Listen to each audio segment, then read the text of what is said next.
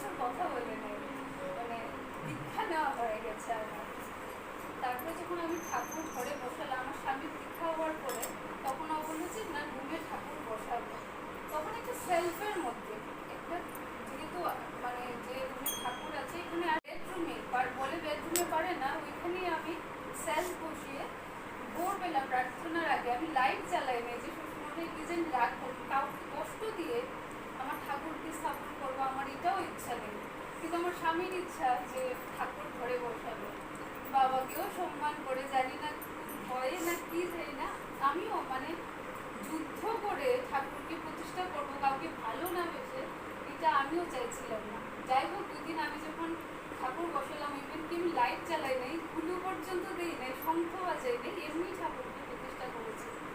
ওইটাই বলেছি, তোমার চাইছে, তুমি যখন বসেছো বাকিটা তোমার ইচ্ছা, তুমি কি করে আমার ঘরে থাকবে।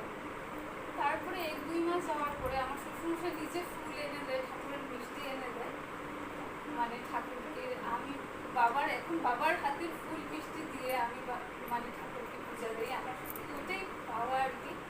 সব থেকে আমি ঠাকুরকে ধরে বড় মার পথে চলে, অনেক কষ্ট পেয়েছি, তারপরেও হয়েছে এখন সবার প্রিয় হয়ে উঠেছে, কিন্তু বড় মার কথা মতো চলে। সবাই বলে যে আজকাল সবাই নিউক্লিয়ার থাকতে চায়, কিন্তু আমার এটা কোনোদিনই আমার ইচ্ছা না যে আমি থাকবো। আমার ইচ্ছা যে আমি ঠাকুরকে ধরে সবাইকে নিয়ে কীভাবে চলতে পারবো, ওইটাই আমার ইচ্ছা ছিল। সবাই তো হয়ে যায় যে ঘরে অশান্তি হলে চলো একা থাকবে, কিন্তু আমাদের ঠাকুর ধরিটা শেখায় নাই। বড় মা কত কষ্ট করে নিজের সংসারে, কত কষ্ট, যাতনা, দিদি শাশুড়ির কথা, কত কথা শুনে কখনো মুখে না বলে নেই, ই করে চলেছে। তো আমরা কিছু তো অল্প পরমার চরিত্র আমরা যদি অল্প নিজের মধ্যে আনতে পারি, তাহলে আমরাও সুন্দরভাবে চলতে পারবো, যদি ঠাকুরের কৃপা থাকে, বড়মার কৃপা থাকে। এটাই বলি, আজকে আমি ঠাকুরের আশীর্বাদে অনেকই সুখী আছি। এটাই ঠাকুরের কাছে প্রার্থনা